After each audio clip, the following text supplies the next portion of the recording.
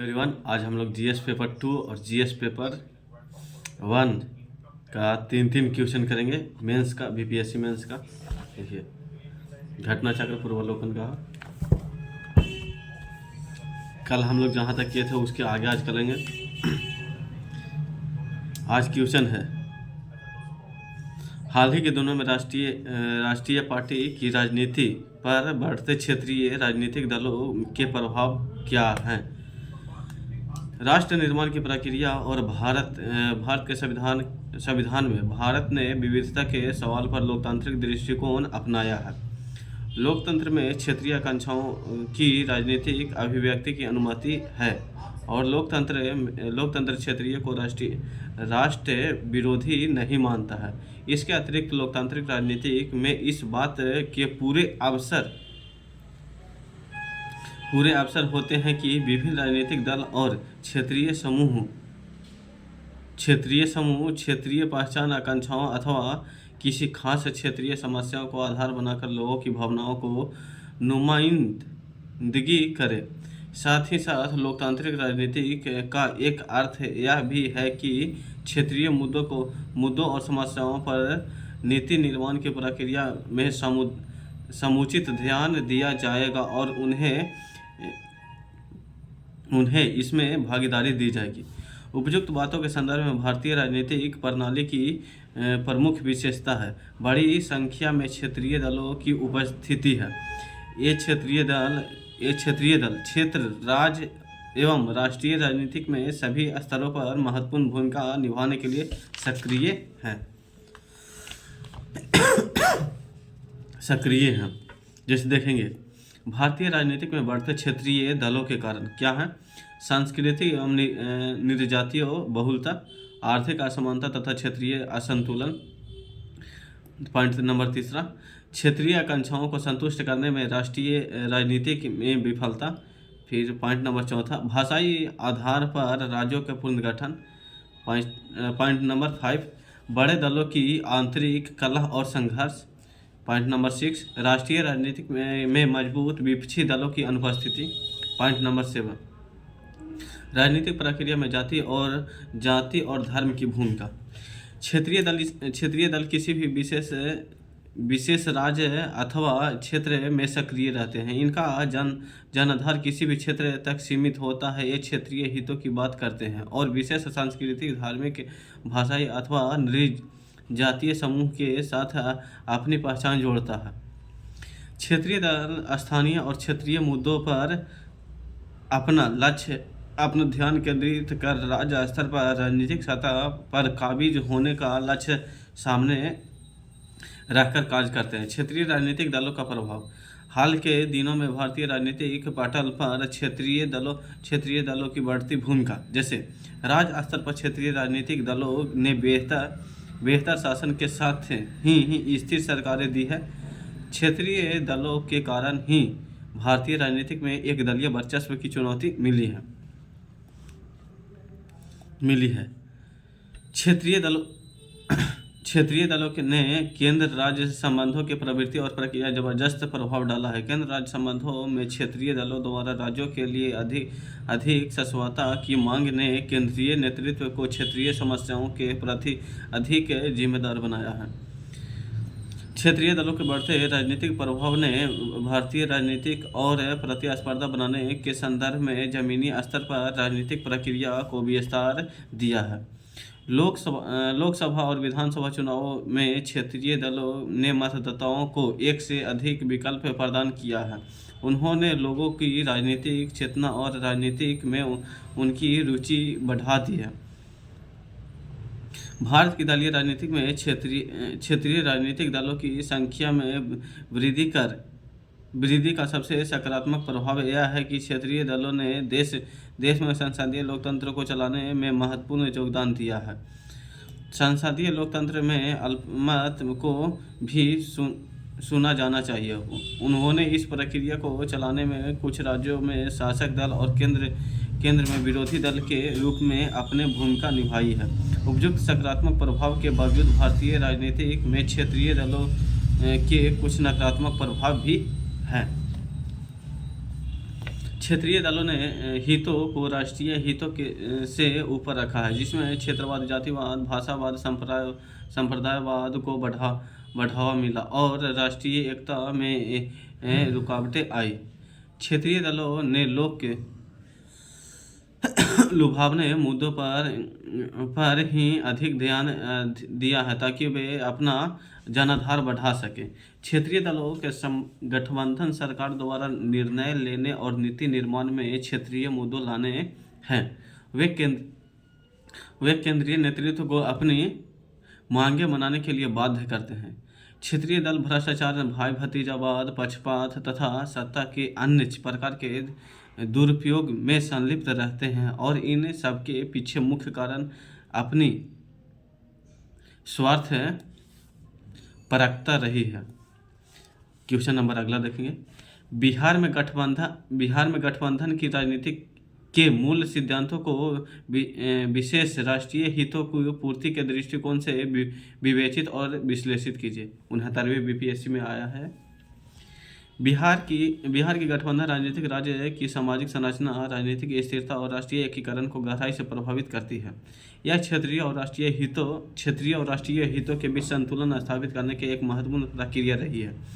बिहार की राजनीतिक जातिगत विविधता, वैचारिक मतभेद और सत्ता संतुलन पर आधारित रही है, जिससे गठबंधन सरकारों का उभारना एक अनिवार्य प्रक्रिया बन गया है।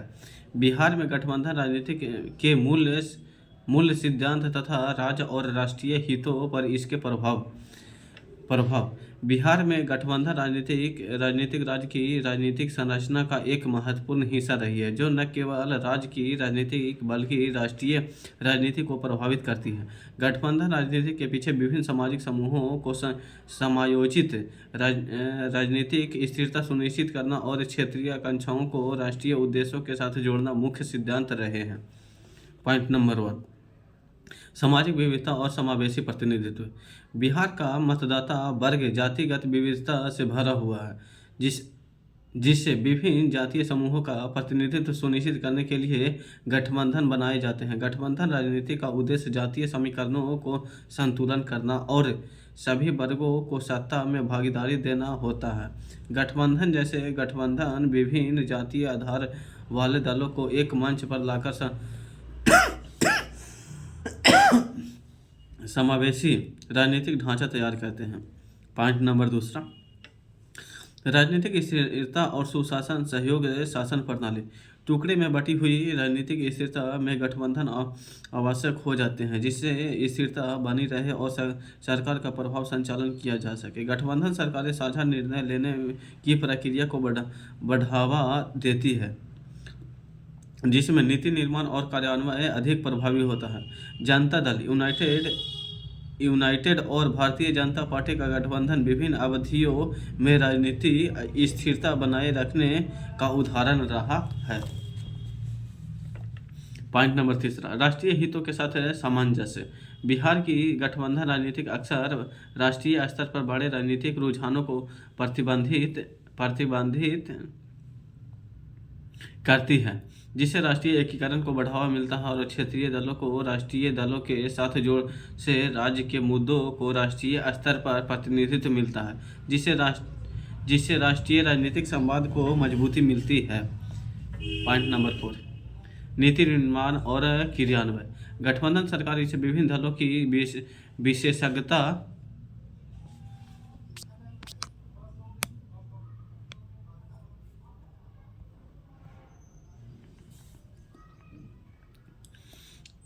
और नीति निर्माण इस तरह की संयुक्त पहल क्षेत्रीय असमानताओं को दूर करने में मदद करती है और समग्र राष्ट्रीय आर्थिक विकास में योगदान दे सकती है। पॉइंट, चुनौतियों और आलोचना। गठबंधन अक्सर विभिन्न विचारधारा वाले दलों का मेल होते हैं, जिससे नीति निर्माण में समझौते और विरोधाभास उत्पन्न हो सकते हैं। इससे शासन की प्रभावशीलता पर प्रतिकूल प्रभाव पड़ सकता है। राजनीतिक अस्थिरता। गठबंधन सरकारों में बार बार गठबंधन बदलने और सत्ता संघर्ष की प्रवृत्ति देखी गई है। आंतरिक कलह और अस्थिरता के कारण नीतियों में निरंतरता बाधित होती है। जिससे सुशासन प्रभावित होता है। क्या? सुशासन प्रभावित होता है। निष्कर्ष, बिहार की गठबंधन राजनीति का उद्देश्य क्षेत्रीय विविधता और राष्ट्रीय एकता के बीच संतुलन बनाए रखना है। हालांकि इसकी सफलता काफ़ी हद तक गठबंधन के घटक दलों की क्षमता पर निर्भर करती है कि वे वैचारिक मतभेद को कैसे संभालते हैं और मिलकर कैसे काम करते हैं। यदि गठबंधन सरकारें सामाजिक समावेशन, विकास और राजनीतिक स्थिरता पर ध्यान केंद्रित करे तो यह न केवल बिहार की आकांक्षाओं को पूरा कर सकती है, बल्कि समावेशी विकास और राष्ट्रीय एकीकरण को भी बढ़ावा दे सकती है। अब क्वेश्चन नंबर तीसरा देखेंगे। क्वेश्चन नंबर तीसरा, मिली जुली राजनीति भारतीय संदर्भ का प्रमुख लक्षण हो गया है, परंतु यह व्यवस्था अभी तक अस्थायी सरकार प्रदान करने में असफल रहती है। अपनी राय लिखें। भारतीय संविधान निर्माताओं ने भारत के लिए संसदीय शासन प्रणाली को अंगीकार किया है। स्पष्ट इस प्रणाली की कार्यात्मक के लिए राजनीतिक दल एक अनिवार्य शर्त है। स्वतंत्रता प्राप्ति के पश्चात पहले आम चुनाव के समय देश में अनेक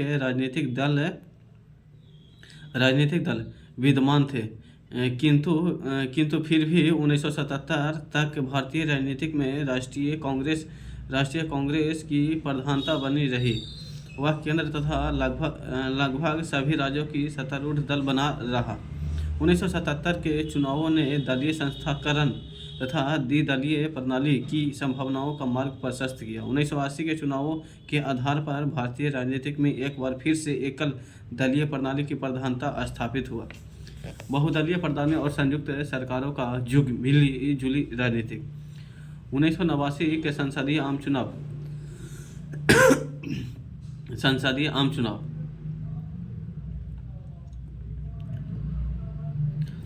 चुनाव में बहुदलीय प्रणाली की दिशा में एक पहल थे।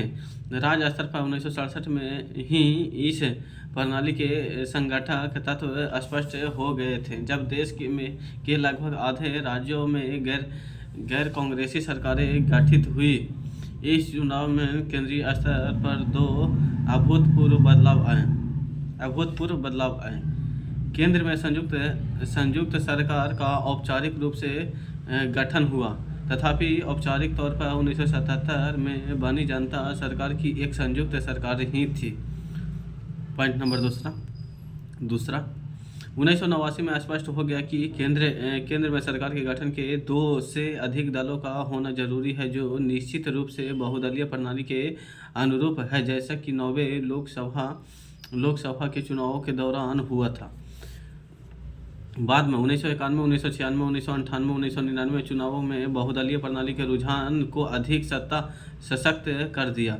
जब कांग्रेस की वर्चस्व में ह्रास हुआ तथा बहुदलीय प्रणाली एवं मिली जुली राजनीति का युग प्रारंभ हुआ तो भारतीय संदर्भ का प्रमुख लक्षण हो गया। गौरव तलब है कि 1989 के चुनावों से भारत में गठबंधन की राजनीति के लंबे दौर की शुरुआत हुई। इसके बाद से केंद्र में 11 सरकारें बनी। ये सभी सरकारें या तो गठबंधन की सरकारें थी या तो दूसरे दलों के समर्थन टिकी अल्पमत की सरकारें थी। जैसे 1989 के राष्ट्रीय मोर्चा सरकार, 1996 से 1997 में संयुक्त मोर्चा सरकार, 1998 में 1999 में राजग तथा 2004 और से 2009 में सप्रसंग सरकार पर समान रूप से लागू होती है। हालांकि 2014 में यह प्रवृत्ति बदल गई। केंद्रीय सरकार 1989 में प्रधानमंत्री कौन थे? बीपी सिंह। दिसंबर 1989 से नवंबर 1990 तक के राष्ट्रीय मोर्चा, वाम मोर्चा और भाजपा का समर्थन रहे। फिर उसके बाद चंद्रशेखर सिंह बने।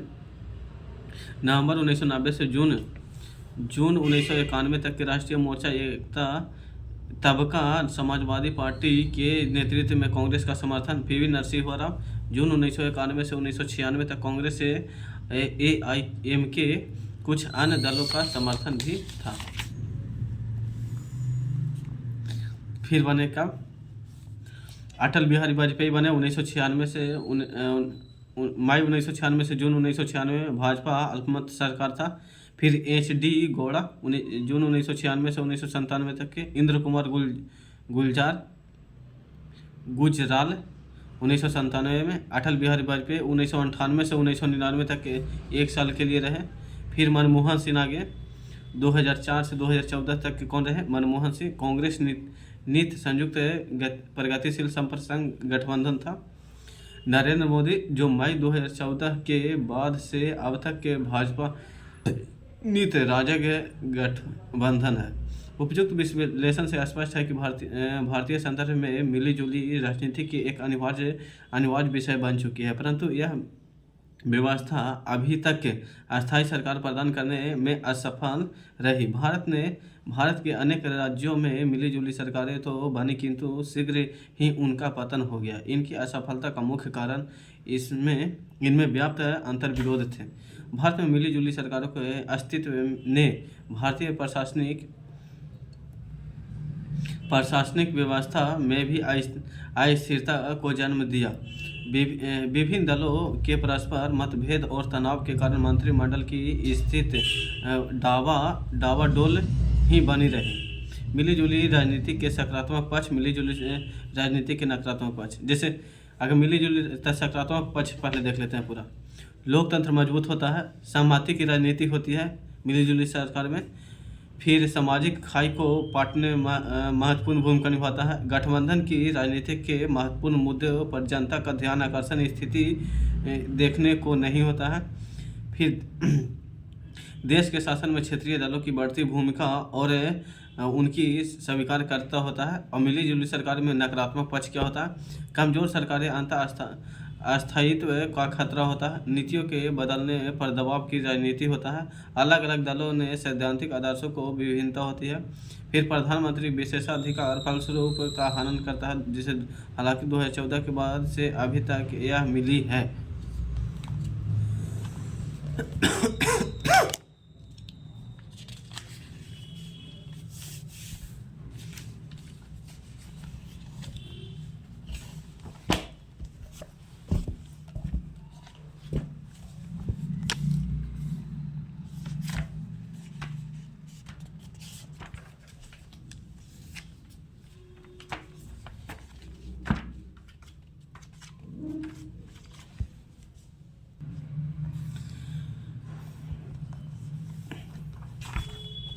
जीएस पेपर 1 मेंस का क्वेश्चन 3 गो। जीएस पेपर 2 से 3 गो कर लिया। जीएस पेपर 1 से 3 गो। वैश्विक युग में गुटनिरपेक्षता एक मिथक मात्र है, कथन का परीक्षण कीजिए। मिथक है मतलब वैश्विक के युग में, वैश्वीकरण के युग में इसका क्या होगा उत्तर? गुटनिरपेक्षता एक सकारात्मक एवं गतिशील अवधारणा है। इसका विकास शीतकाल के दौरान नव स्वतंत्र राष्ट्रों द्वारा किया गया था कि वे अपनी स्वतंत्र विदेश नीति का संचालन कर सके। वैश्वीकरण के वर्तमान युग में गुटनिरपेक्ष आंदोलन के समक्ष अनेक बाधाएं आ रही है। क्या आ रही है? अनेक बाधाएं आ रही है। गुटनिरपेक्ष राष्ट्र अपनी मतभेद, राजनीतिक संघर्ष एवं सीमा विवाद को कारण एक दूसरे के प्रति सहयोगात्मक नीति अपना रहे हैं। गुटनिरपेक्षता की भावना कमजोर हो रही है। आतंकवाद के मुद्दे पर गुटनिरपेक्ष राज्यों का दोहरी नीतियाँ अपनाई जा रही है। उदाहरणतः पाकिस्तान जहां स्वयं को आतंकवाद से पीड़ित बताता है, वहीं स्वयं भारत के विरुद्ध आतंकवाद को बढ़ावा दे रहा है। गुटनिरपेक्ष राष्ट्र निरस्त्रीकरण के साथ सशस्त्रीकरण को बढ़ावा दे रहे हैं, जिसमें यह आंदोलन कमजोर हो रहा है। आज इस आंदोलन की निष्क्रियता के कारण एशिया एवं अफ्रीका के देशों में अमेरिका एवं चीन जैसे का प्रभाव बढ़ता जा रहा है, जिसमें नव उपनिवेशवाद का खतरा उत्पन्न हो रहा है। गुटनिरपेक्ष देशों में आपसी एकता का अभाव है। ईरान, सीरिया, इराक आदि मुद्दों पर गुटनिरपेक्ष राष्ट्र न ही एकजुट दिखे हैं और न ही अमेरिका की नीतियों का विरोध किया है। गुटनिरपेक्ष की महत्वपूर्ण शर्तें कि कोई भी सदस्य राष्ट्र किसी भी बड़ी शक्ति को अपनी भूमि का सामरिक उद्देश्यों के लिए उपयोग नहीं करने देगा, परंतु सदस्य देश रूस, चीन, अमेरिका आदि राष्ट्रों को अपनी भूमि का सैन्य उपयोग करने दे रहे हैं। उक्त उक्त सीमाओं के बावजूद गुटनिरपेक्षता निम्न कारणों से आज भी प्रासंगिक है, जैसे विश्व शांति, परमाणु अप्रसार और निरस्त्रीकरण जैसे मुद्दों पर इसकी प्रासंगिकता और भूमिका आज भी महत्वपूर्ण है। इसके माध्यम से नव उपनिवेशवाद का विरोध किया जा सकता है, पर्यावरण संरक्षण के प्रति एकजुटता में यह महत्वपूर्ण भूमिका निभा सकता है, हिंद महासागर को शांति क्षेत्र घोषित करने में महत्वपूर्ण भूमिका अदा कर सकती है। यह विकासशील देशों के आर्थिक एवं राजनीतिक हितों के लिए सुरक्षा छतरी का कार्य करता है। यह विकसित और विकासशील उत्तर दक्षिण संबंध देशों के बीच सार्थक वार्ता के लिए दबाव डालने का कार्य करता है। निष्कर्षतः यह कहा जा सकता है कि बदलते वैश्विक परिदृश्य में गुटनिरपेक्षता की प्रासंगिकता आज भी उतनी ही है जितनी इसकी स्थापना समय थी। ये तो हो गया। अब अगला क्वेश्चन देखेंगे। भारत पाकिस्तान संबंधों को समान बनाने के मार्ग में विद्यमान प्रमुख बाधाओं का आकलन प्रस्तुत कीजिए। जैसे भारत और पाकिस्तान के बीच क्या क्या बाधा हैं, उसका कैसे सुलभ किया जा सकता है। भारत और पाकिस्तान के संबंध स्वतंत्रता प्राप्ति के पश्चात से ही असमान रहे हैं। पड़ोसी देश होने के बावजूद पाकिस्तान अपनी भारत विरोधी एवं विघटनकारी नीतियों के कारण उससे लगातार दूर होता गया। वर्तमान में भारतीय पाकिस्तान संबंध तनावपूर्ण स्तर पर है, जिसे सामान्य बनाने के मार्ग में प्रमुख बाधाएं निम्नलिखित है। जैसे कश्मीर स्वतंत्रता प्राप्ति के पश्चात से ही भारत और पाकिस्तान के मध्य विवादित क्षेत्र हैं। वर्तमान में पाकिस्तान अलगाववादी ताकतों के माध्यम से कश्मीर के अस्थिर करने का प्रयास कर रहा है, जिसमें भारत पाकिस्तान संबंध और खराब हुए। सरक्रिक गुजरात के कच्छ की खाड़ी और पाकिस्तान में सिंध प्रांत की सीमा में स्थित एक ज्वारीय चैनल है। इस क्षेत्र को लेकर विवाद का मुख्य कारण दोनों पक्षों द्वारा इसे ही अपनी सीमा को बताता है। सिंधु जल संधि 1960 के अनुसार भारत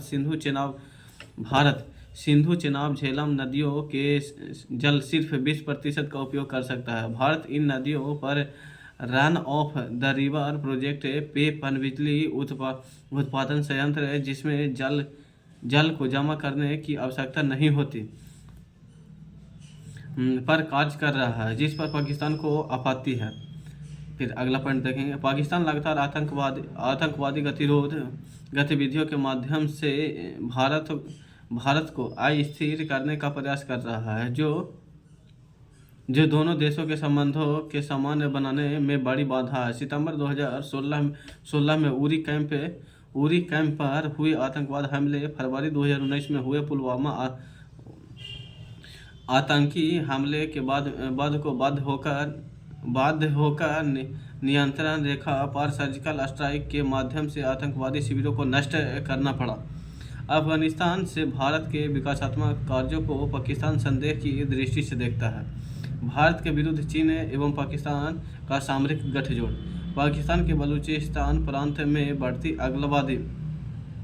अलगाववादी गतिविधियों के संदर्भ में पाकिस्तान द्वारा भारत को दोषी ठहराना, पाकिस्तान की नागरिक सरकार पर सेना एवं कट्टरपंथियों का प्रभाव, भारत के विरोध के बावजूद पाकिस्तान द्वारा नियंत्रण रेखा पर युद्ध विराम का उल्लंघन, पाकिस्तान द्वारा अंतर्राष्ट्रीय मंचों पर भारत के विरोधी नीति और भारत पाकिस्तान संबंधों सामान्य बनाने के मार्ग प्रमुख बाधक है। भारत पाकिस्तान संबंध बाधा क्या है, विभाजन से उत्पन्न और वर्तमान में क्या है।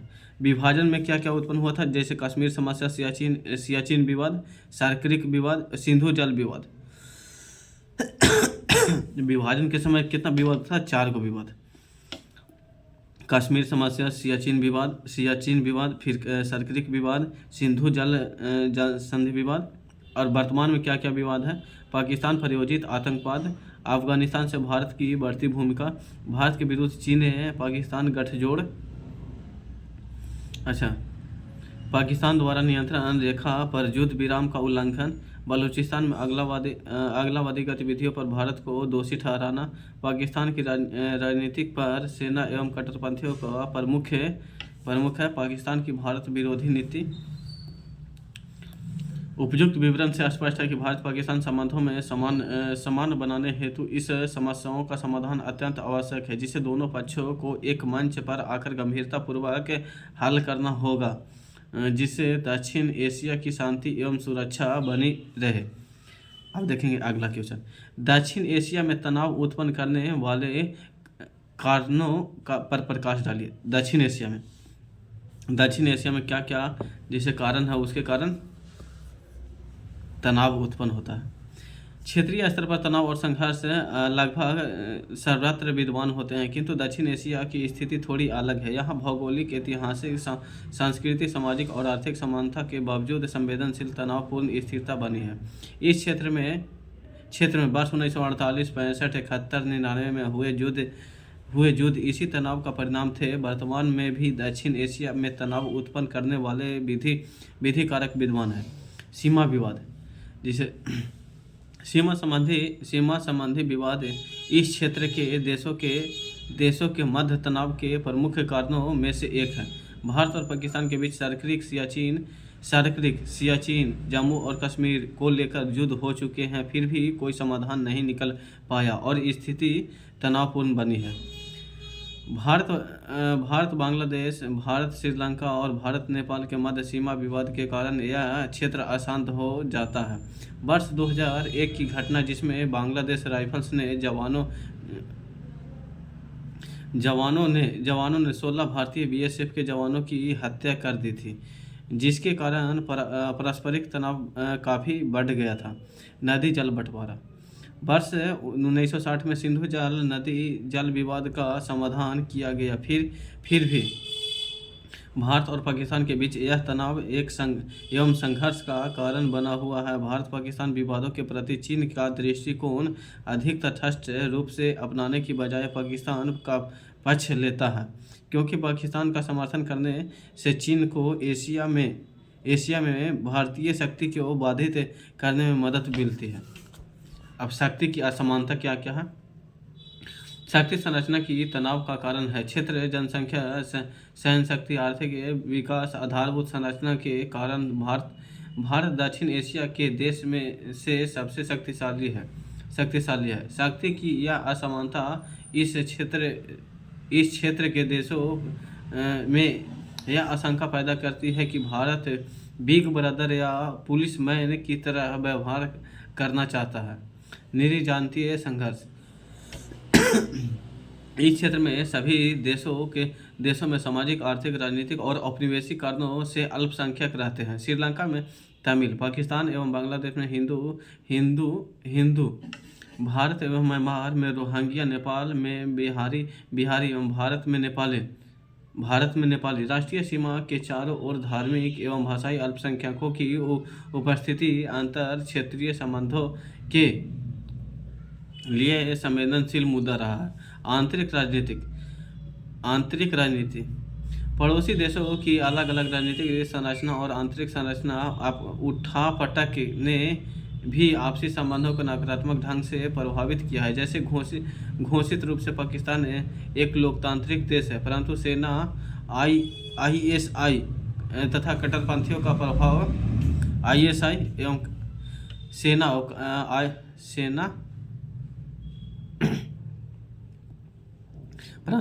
ISI कट्टरपंथियों का प्रभाव देखने को मिलता है। छोटे दक्षिण एशियाई देशों में अपने हित तथा वे अपने आर्थिक विकास के लिए चीन के साथ आर्थिक समझौता करते हैं, जो इस क्षेत्र में तनाव उत्पन्न करने के लिए प्रमुख कारणों से एक है, क्योंकि इन समझौतों के पीछे चीन की साम्राज्यवादी नीति कार्य करती है। बाह्य हस्तक्षेप, शीत युद्ध के दौरान अमेरिका का अमेरिका का इस क्षेत्र में जबरदस्त प्रभाव, जिसके कारण भारत पाक और भारत श्रीलंका के मध्य अनेक बार की युद्ध की स्थितियां उत्पन्न हुई। 1971 में बांग्लादेश के स्वतंत्र अस्तित्व में भारत की महत्वपूर्ण भूमिका थी। अमेरिका भारत के प्रभाव को सीमित करने के लिए पड़ोसी देशों को साधन बनाता है। वर्तमान में यही कार्य चीन कर रहा है। भारत को दक्षिण एशिया में ही उलझाए रखने के लिए अंतर्राष्ट्रीय मामलों में इसकी भूमिका को सीमित करने के लिए चीन पड़ोसी देशों को सैन्य और आर्थिक सहायता उपलब्ध कराता रहा। अंततः वैश्वीकरण के युग में आर्थिक आवश्यकताओं के कारण क्षेत्रीय सहयोग प्राथमिक आवश्यकता के रूप में उभर कर सामने आया है। उक्त तनावों और संघर्ष के बावजूद इस क्षेत्र में व्याप्त निरीक्षण गरीबी, भूखमरी, आतंकवाद और पर्यावरणीय समस्याओं से निपटने के लिए साझे प्रयास की जरूरत है। Thank you, bye bye all of you, जय हिंद।